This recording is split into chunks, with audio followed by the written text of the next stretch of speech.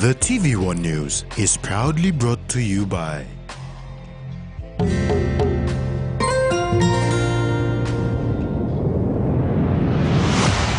BSP, our bank, our people.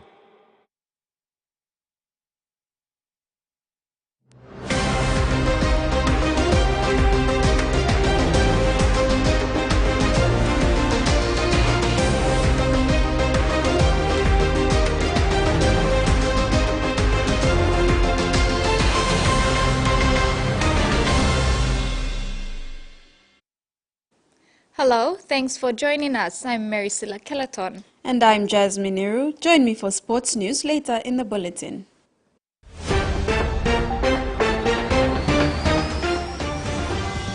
In this edition, First Accountability Summit commences, LOs put government on notice, and children rescued from exploitation.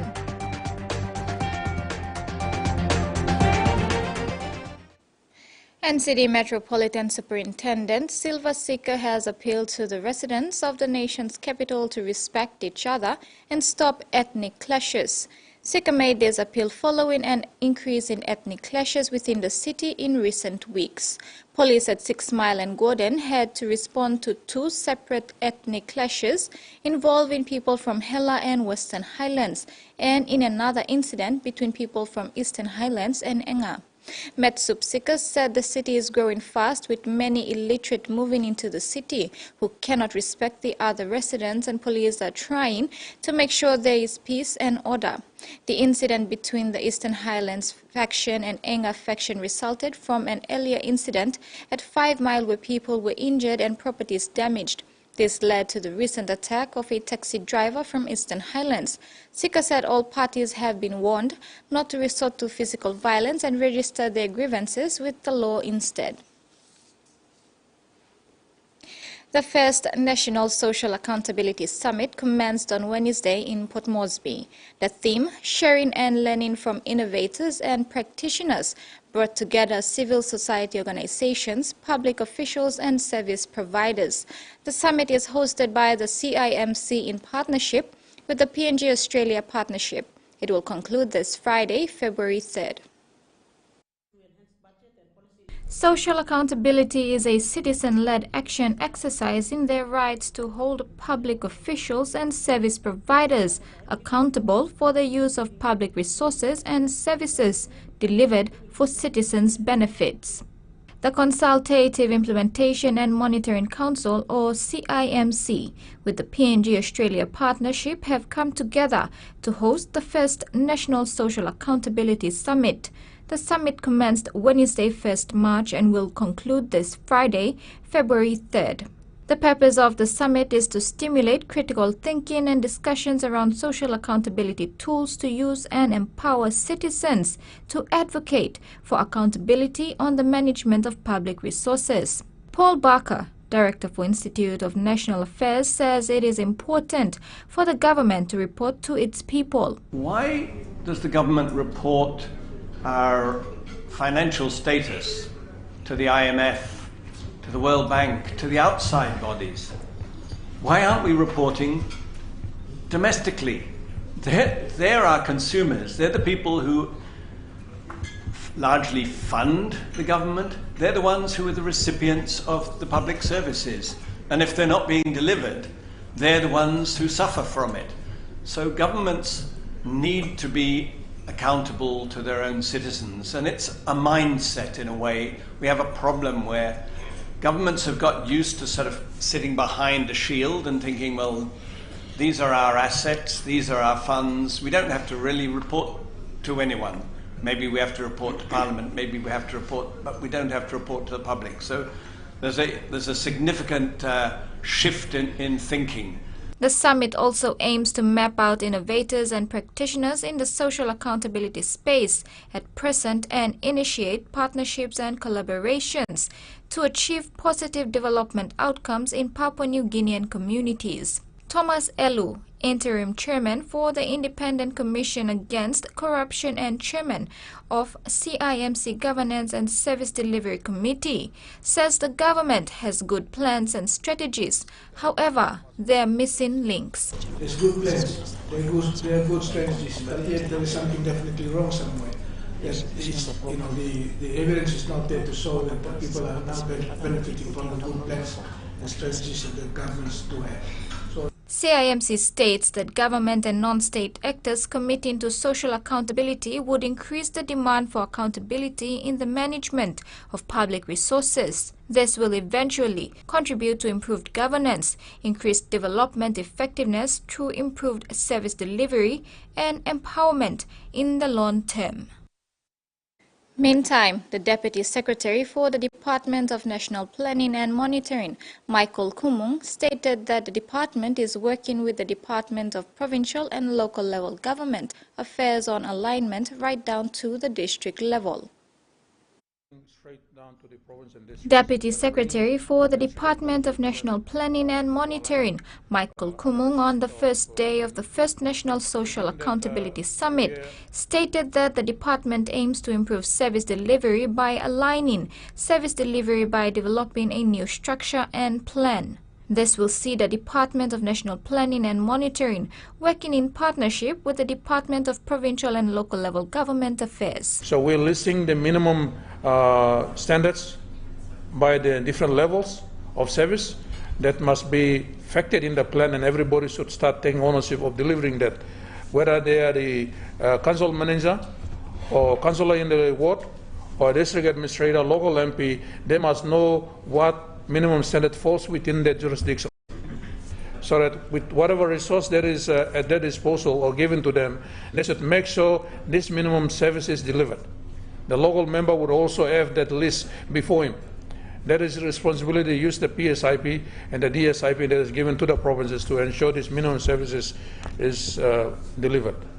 Kumung said, in addition to the realignment plan, the department will be creating a scorecard to implementing a ranking system for service delivery in districts. Within the score, if a member of parliament in the electorate district delivers all the one particular service to all the wards or communities in the district, then they get, if the point is 20, they get 20 out of 20. So we'll give her scores for all the minimum services, and then by that score, we will rank districts. And that ranking must be published so that everybody in the country will know which district is a performing district. If a leader can be, very talkative in parliament, but if a district is not performing, people will hold him or her accountable.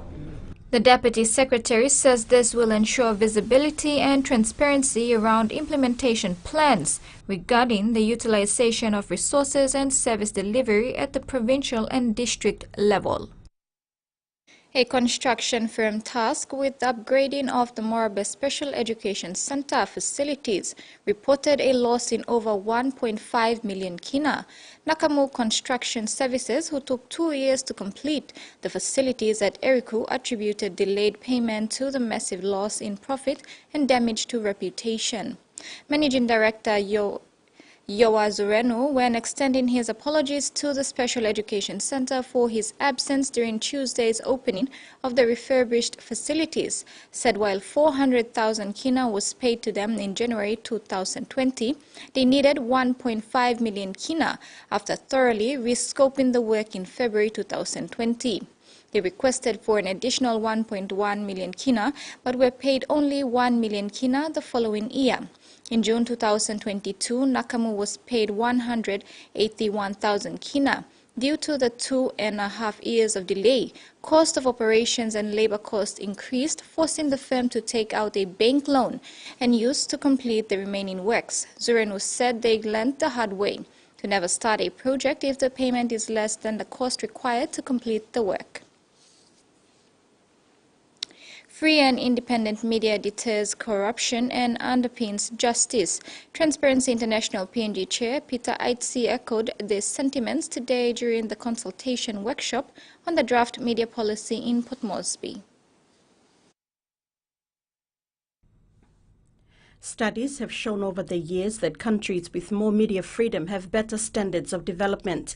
Transparency International PNG Chair Peter Aitzi, when speaking at the consultation workshop on the draft media development policy, said media freedom correlates with higher political stability, human development and economic development. TIPNG also makes its stance that good consultation process must take place before a final draft policy is finalized. Mr. Aitzi highlighted that self-regulation of media in Papua New Guinea will be undermined if the draft media policy is not properly consulted. And then important, and also flag with us what we term to be unintended consequences that may arise from policy that is perhaps not well informed. In terms of government funding, Mr. Aitzi said funding the PNG Media Council may undermine its independence. He said the Media Council is an incorporated association and the government should not direct its functions through a policy when that is the prerogative of its members. Before I start, important to recognise that we've, I think, on a common journey, or a journey for a common cause. And that cause is obviously the protection of our media, of the work of our media, and the recognition of the importance of free media in its role as in underpinning the democratic principles that we as a country operate under. TIPNG made 3 recommendations: that there must be proper, genuine and meaningful consultation, that any policy conducted must be well informed on the role of the media as the fourth estate, and that the government should focus on upskilling journalism students and media professionals. TIPNG was one of several organizations who did presentations as their contribution to the draft policy. The University of Papua New Guinea emphasized on training and collaboration to improve media standards, believing the proposed policy could provide an opportunity to make the industry vibrant. UN Resident Coordinator Richard Howard stressed that UN agencies will back the government and the industry in its effort to find a balance in the proposed policy.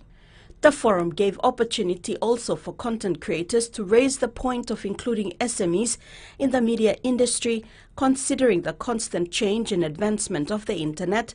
The platform of information dissemination has gone beyond traditional media. Salome Vincent, TV1 News. The National Capital District Commission has honored its legal and financial obligation to the central provincial government with over 3.1 million kina. The payments are from the NCD goods and services tax revenue collected for January and February this year. Speaking during the presentation, Governor Pakop assured Governor Peter that NCDC is willing to give whatever that is due to the central government under the law. Governor Pakop said despite the court cases and other issues with the law, NCDC will continue to deliver to the central people what is required. He added that both NCD and central provincial governments could share their development roadmaps and find a middle ground on how they can share resources and ideas for the betterment of central and NCD. You're watching TV1 News. Stay tuned for more when we return.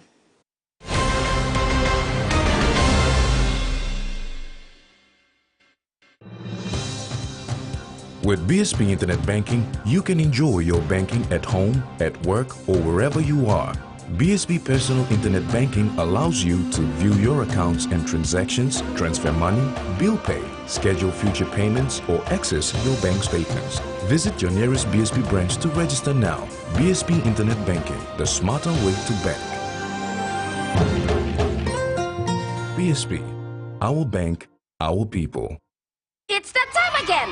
Scale Rise is giving you the chance to win some Scale School money for 2023. Over 220 winners. 4 fortnightly draws, that's 55 fortnightly winners. Cash prizes starting at 1,000 kina, 2,000 kina, 3,000 kina. They also have consolation prizes of 500 kina. Buy any Scale Rise or Ori Rise to enter the promotion for your chance to win the Scale School money. Terms and conditions apply. Scale Rise, the brain changer. Open Net.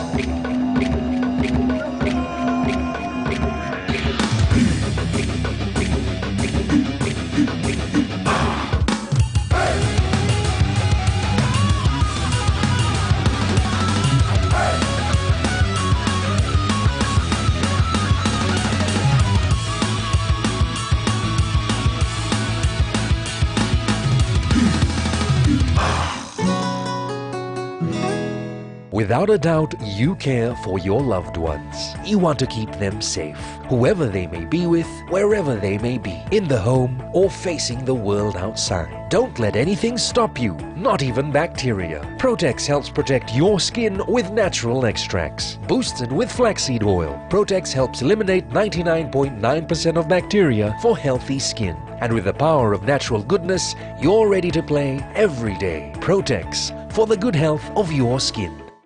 A quick favorite meal for the day does feel good.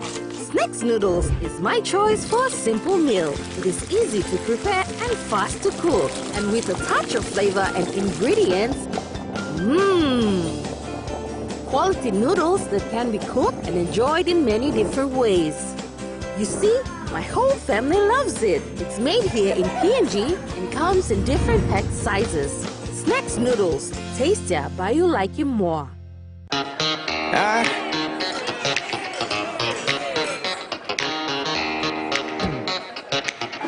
Superstition ain't the way.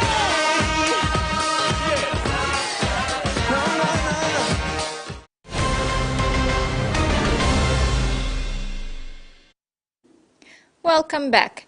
Hardware House and CPL Foundation are proud to announce their support for the construction of the Tutu Beach Multi-Purpose Learning Center in Tarama, Port Moresby. The project is spearheaded by prominent Papua New Guinean and former politician Dame Carol Kidu. It aims to provide facilities for upskilling and learning life skills such as sewing, screen printing and wood carving, in addition to housing the Sebur Kidu Library.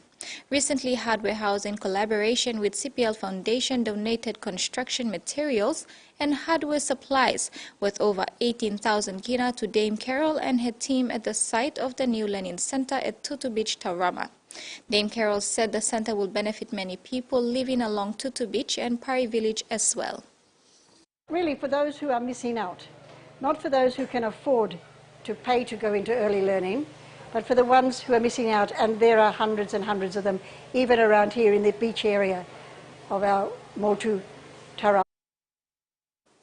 10 nursing officers have received scholarships from the United Nations Population Fund to specialize in midwifery at the University of Goroka.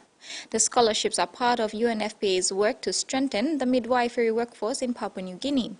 The university's midwifery school coordinator, Sister Clara Gove, says it costs 37,000 kina for an individual student to study midwifery for 18 months, and most pursue midwifery studies with uncertainty, especially as a self-sponsored student. The scholarships have taken this weight off the shoulders of the successful 10. UNFPA country representative Mariel Senda told the scholarship recipients that the midwives are the forefront of change for women in the country.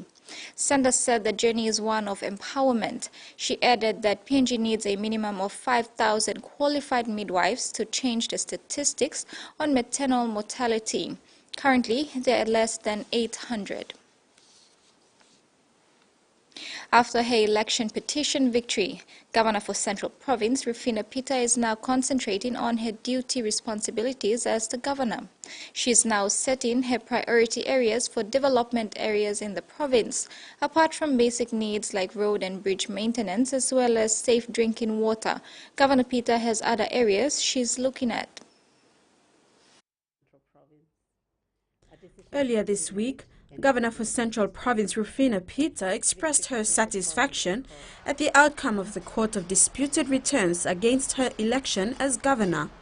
Governor Pita is aligning her focus again after enduring months of court proceedings, the main one being road and transport infrastructure and safe drinking water. The other major thing would be the transit accommodation on the two highways, on the Magi Highway and on the Hiritano Highway. The transit accommodation for farmers and public servants who may be coming into Port Moresby from long distances in Goilala, Koyeri up inland up there, Rigo inland, places that are far away, Amazon Bay, coming into Port Moresby either to sell or, undertake some activities. Apart from transit accommodation, the intention is to also have central markets in that locality with enough car parking space and amenities. Market space and facilities is lacking, forcing people of Central Province to travel into the nation's capital to do business. Challenges in this include safety and travel expenses. Identifying boundaries has also come up. However, this is something that would require proper discussion with the National Capital District Commission. The other urgent thing is really looking at the boundaries, our central entity boundaries. Also interested in reviving our Ilimo farm, so terminating in Ilimo, looking at the assets, the ground, and the other assets that are remaining. And so that for me is an urgent priority. We are working closely with NCD. We're talking about those. So we are having dialogue, round the table dialogue on what we can do in a win-win situation. The first thing to do is get our surveyors to survey the land and just mark out where the boundaries are, and then we can talk about how we develop it.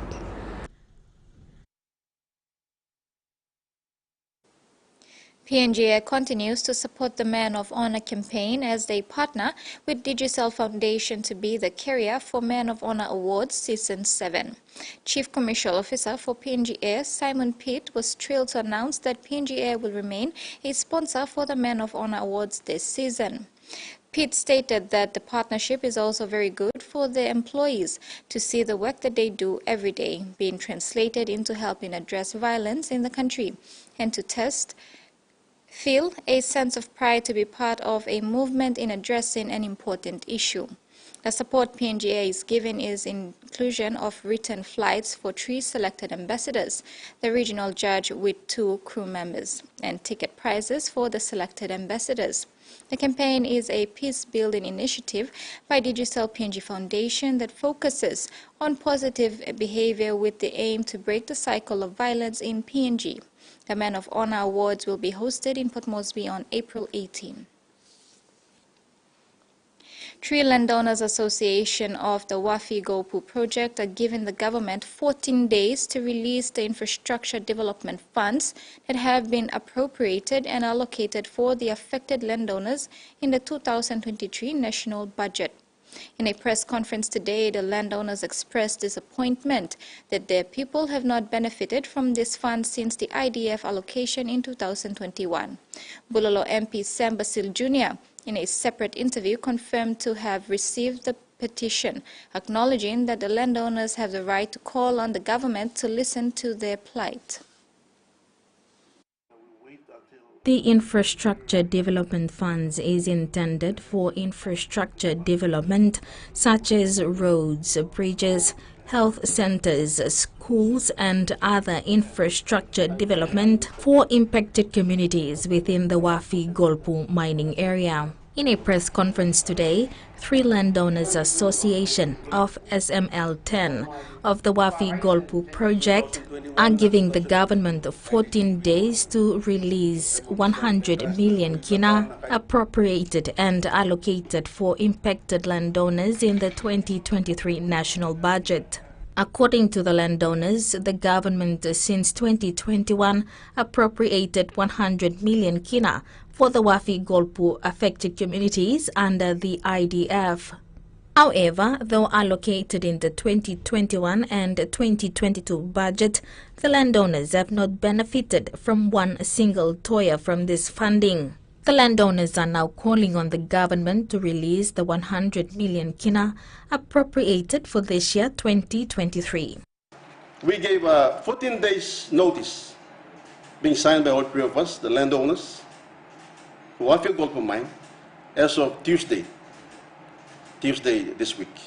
We already served today. A letter is addressed to the Finance and Planning Minister and copied to the Prime Minister, Deputy Prime Minister, Mining Minister, our Governor, our MPs for Bulolo and WAN and MRE.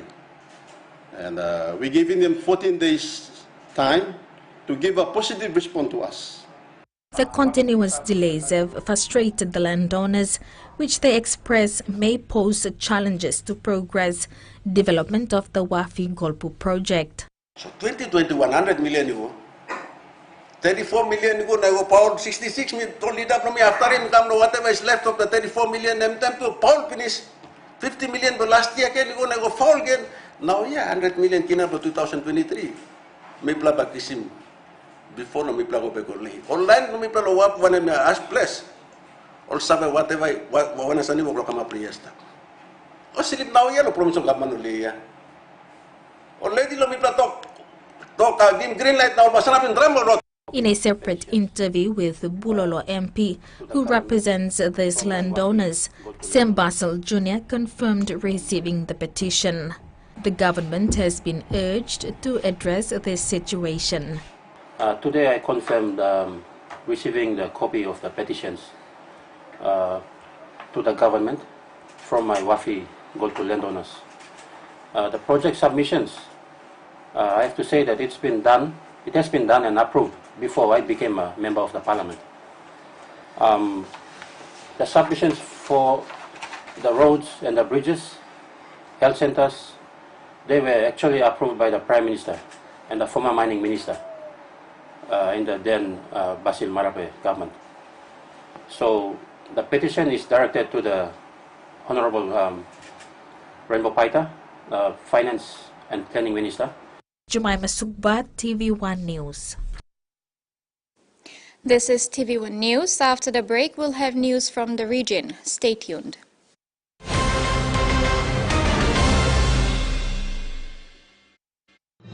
Experience a convenient and smarter way to do your banking with BSB Mobile Banking. You don't have to leave the office or your home to pay for bills. You can view your account balance, transfer funds, top up phone credits, or purchase Easy Pay units wherever you are. Visit your BSB branch today to register now for BSB Mobile Banking. BSB Mobile Banking, the smarter way to bank. BSB, our bank, our people. Great Crusade of Miracles and Power with Pastor Jonathan Pine. I can't hear well. So what I did, I put the miracle water inside and I kept on praying, spraying all the time and praying at the same time. And so now I can hear you whisper out there, so I can tell you what you're whispering about.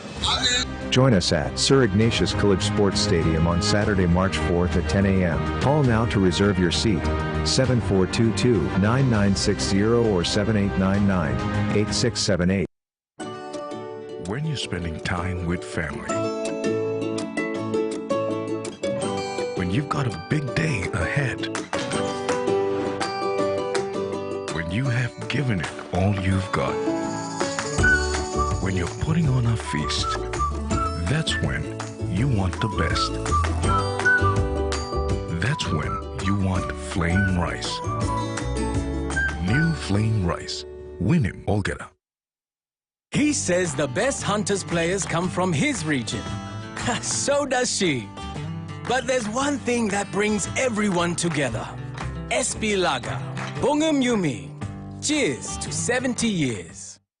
Whatever you need for your building and home improvements, we got you covered. Hardware House. We supply high-quality professional tools, plumbing and electrical supplies, homeware and outdoor products, paints, building materials and much more, all at affordable prices.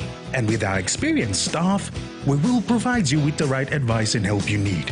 So for all your building and home improvement needs, Bayuki Simware, Hardware House. Quality at affordable prices. When skin tends to lack natural oil, it is termed dry skin.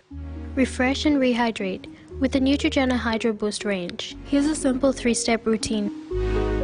1. Hydro Boost Cleanser. It is gentle, won't clog pores, and adds moisture to the skin, unlike soap. Step 2. A moisturizer, such as this one, for replenishment.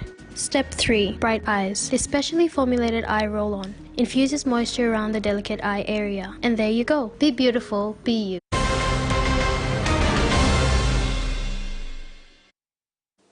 Welcome back. The Philippines government has declared war on the online sexual abuse and exploitation of children after reporting of crimes more than doubled during the pandemic. A specialist task force has been set up in Manila to arrest the perpetrators, many of whom are in Australia.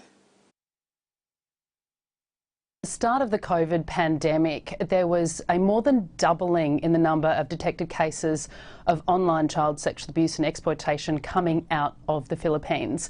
At the same time, the Philippines was experiencing a very harsh lockdown, which meant a lot of children were being kept at home with their parents. Many people were losing their jobs, were losing their income, so we're looking for a means to make money.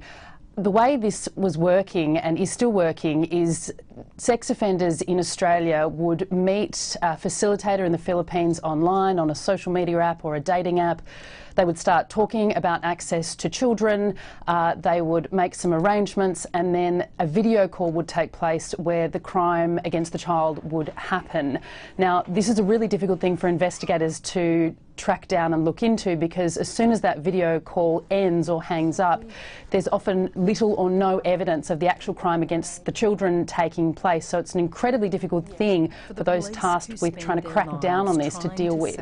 We had access in tonight's Foreign Correspondent program to a team, a task force in Manila that is dedicated to this work. It's made up of Philippines National Police, police and experts from the US, the UK, the Netherlands and Australia. So many of these predators are based in Australia that the AFP actually now has 3 officers in Manila just dedicated to trying to track down these facilitators and rescue these children. And the way these investigations happen is often a sex offender in Australia will be discovered here in Australia, perhaps by being picked up by Border Force. They do a random search of their phone as they're entering an airport or the country. They find some abuse material. They look through their data, their chat logs, their phone records, their transaction records and financial records, and they identify victims in the Philippines, and that's when the search begins. They pass that information to this team and task force in Manila, and they start trying to find these facilitators and rescue these children, which is an incredibly difficult thing in a country of more than 100 million people. And not all operations are successful, but remarkably many of them are. And in the last few years, this team has managed to rescue nearly 600 child victims in the Philippines and charge more than 120 facilitators. And so in tonight's program, we follow these investigators as they go through the highs and the lows of this job, as they're trying to track down a particular facilitator and rescue a 7-year-old girl. We see them in a variety of different moments, including when they get reunited with children who have been rescued. The number of children worldwide without access to social protection continues to rise, putting them at risk of poverty, hunger and discrimination. The International Labour Organization and the UN Children's Fund said in a report published on Wednesday, between 2016 and 2020, an additional 50 million boys and girls aged 15 and under missed out on child benefits, driving up the total to 1.46 billion globally. Child and family benefit coverage rates either fell or stagnated in every region of the world during this period, according to the report. Failure to provide children with adequate social protection leaves them vulnerable to hardships such as poverty, disease, poor nutrition, and increased risk of child marriage, the UN agencies warned. The report urges policymakers to take action towards universal social protection for all children, including investing in benefits that offer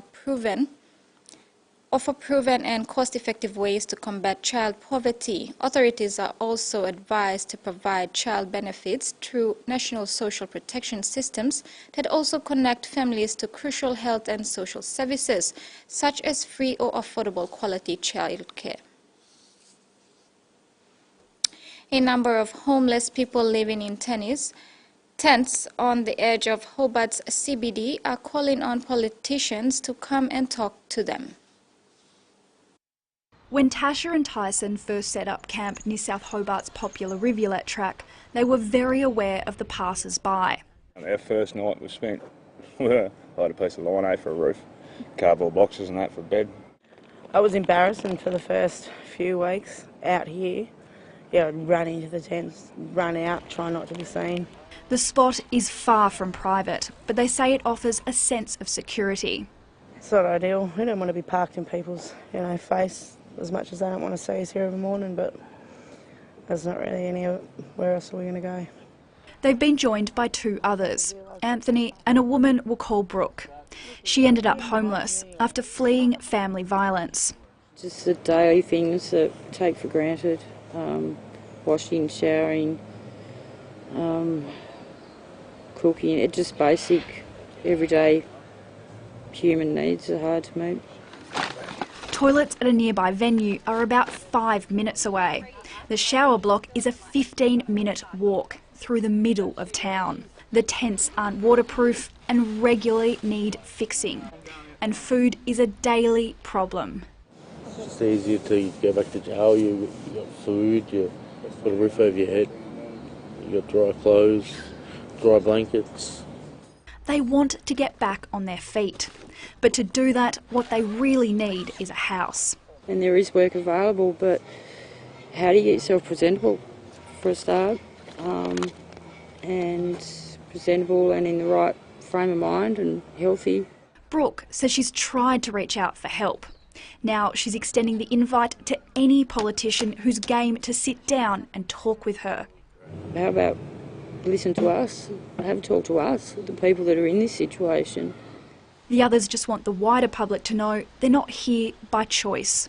Most people just look at us like we're nothing.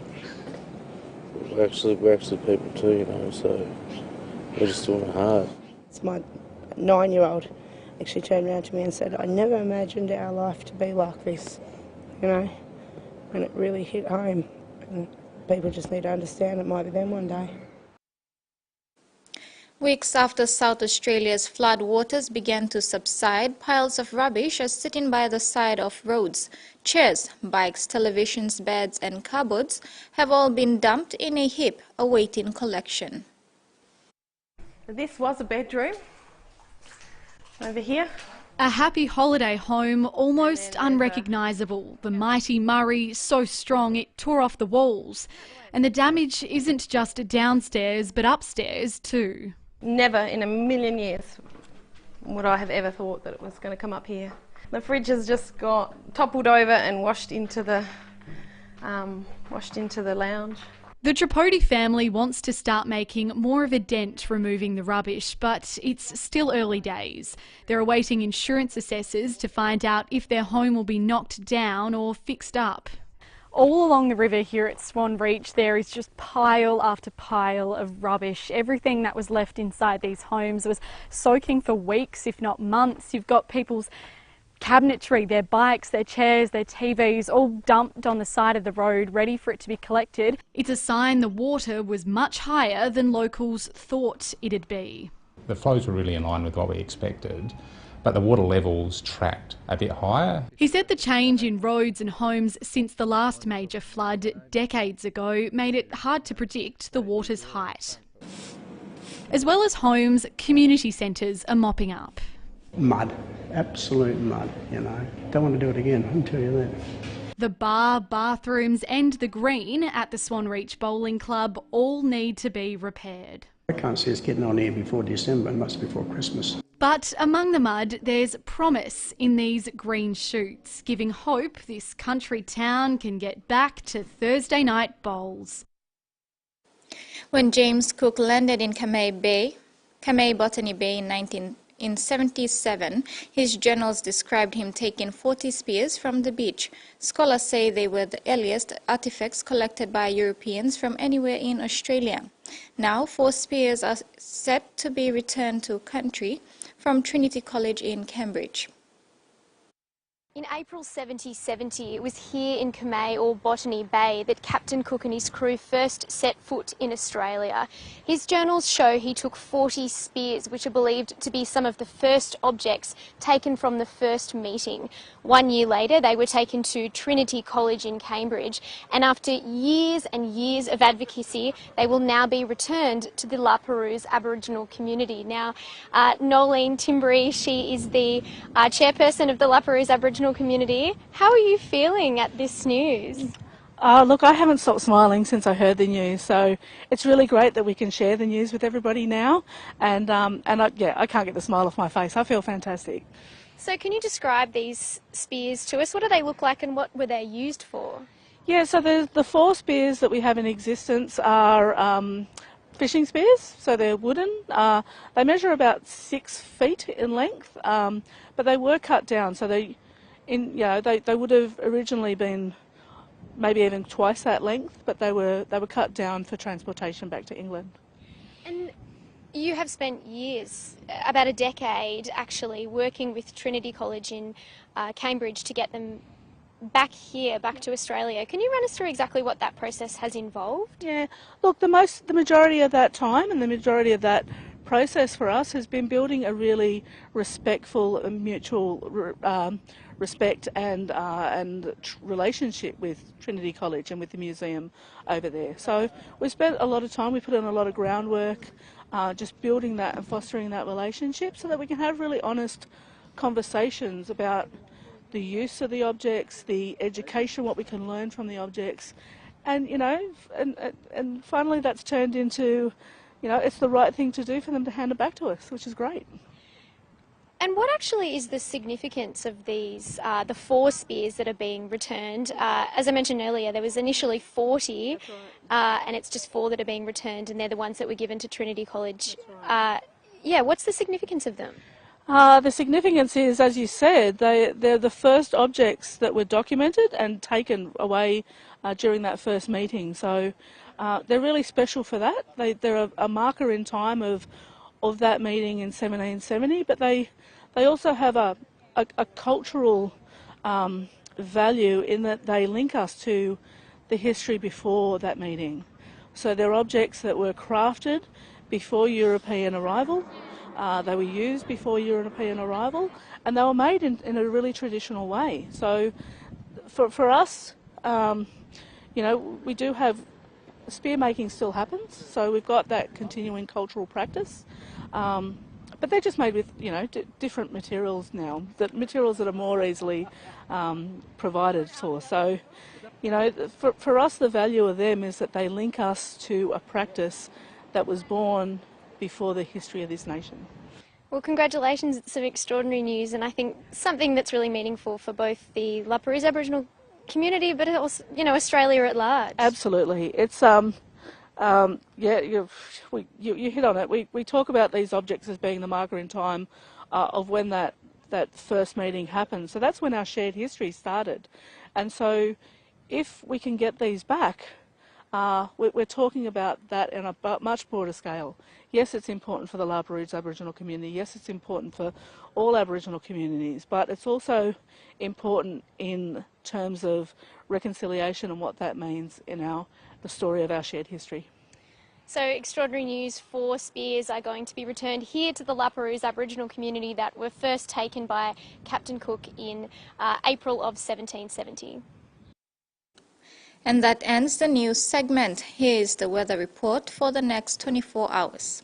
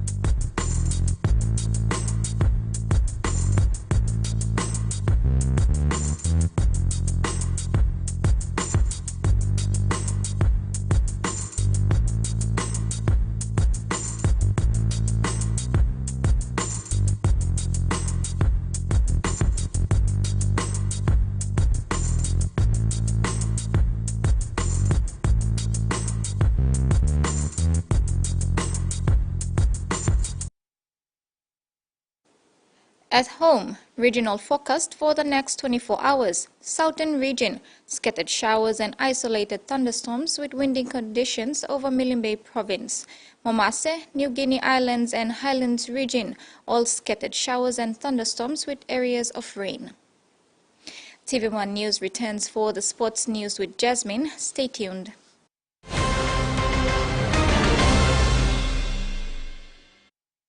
Great Crusade of Miracles and Power with Pastor Jonathan Pine. I can't hear well.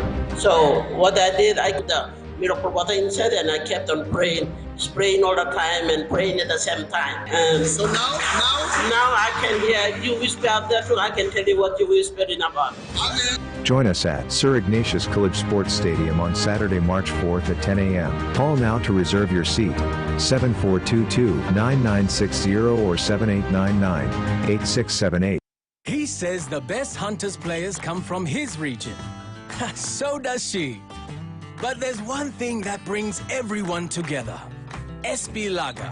Bongum Yumi. Cheers to 70 years. Whatever you need for your building and home improvements, we got you covered. Hardware House. We supply high-quality professional tools, plumbing and electrical supplies, homeware and outdoor products, paints, building materials and much more, all at affordable prices. And with our experienced staff, we will provide you with the right advice and help you need. So for all your building and home improvement needs, Bayu Kisimwe, Hardware House. Quality at affordable prices.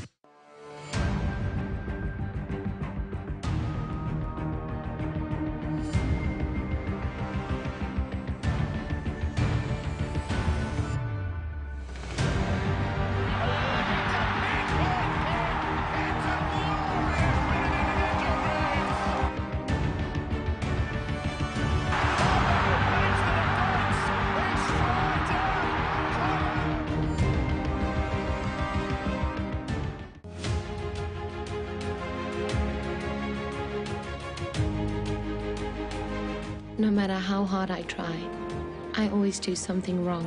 Instead of thinking of your son, you'd rather get gold earrings made for your niece. Pay off your mother's loan if you really care about your uncle. Repay the favors he's done. Pooja, they are good people, and they are willing to give you $1 million in advance. I want you to win somebody's heart, my son.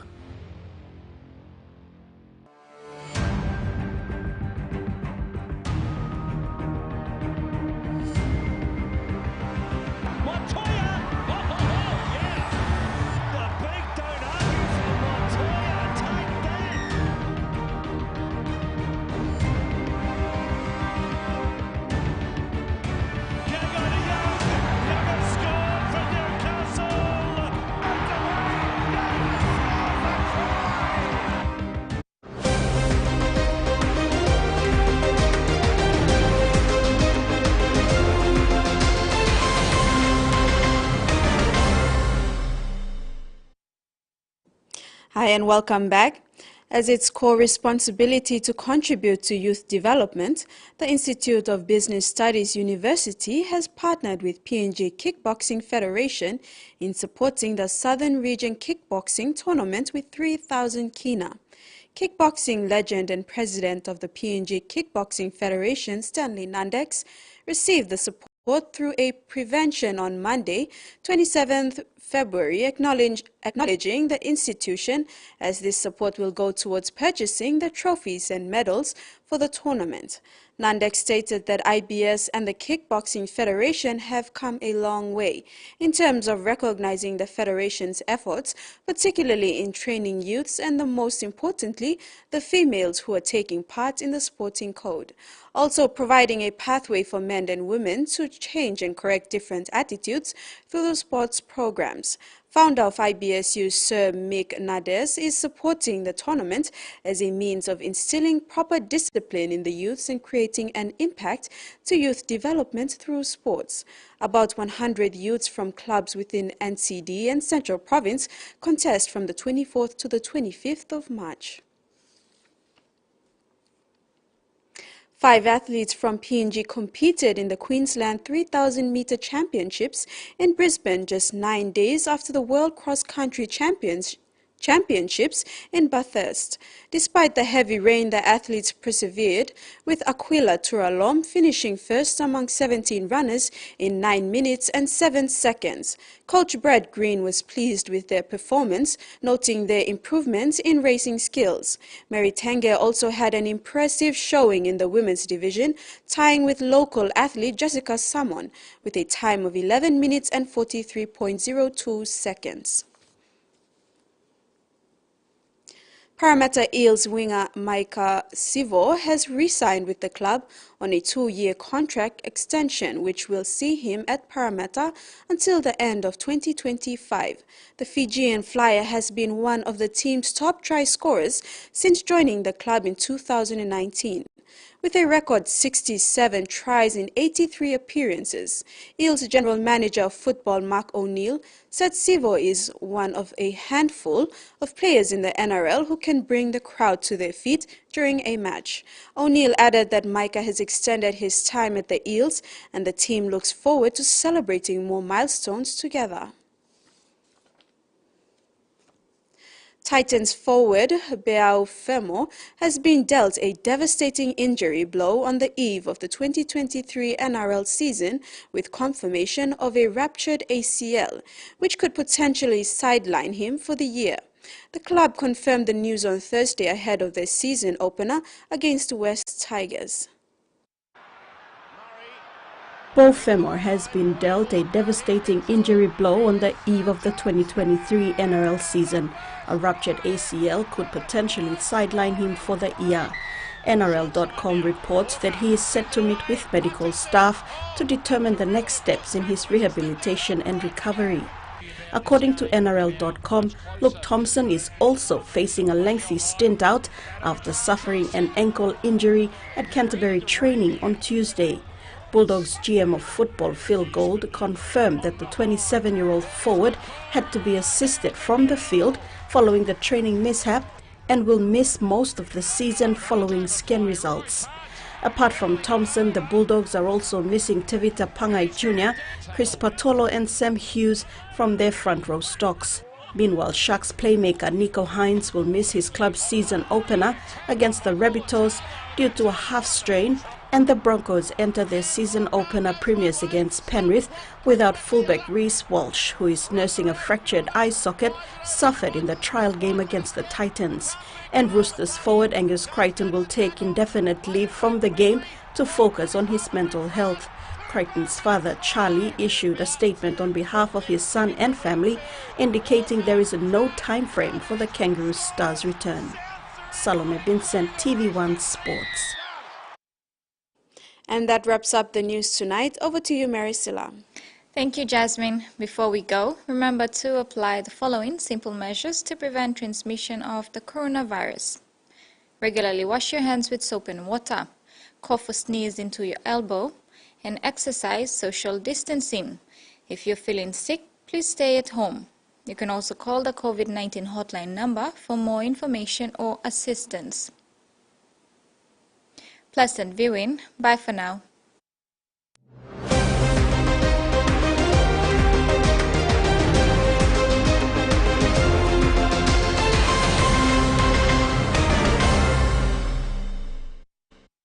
The TVWAN News was proudly brought to you by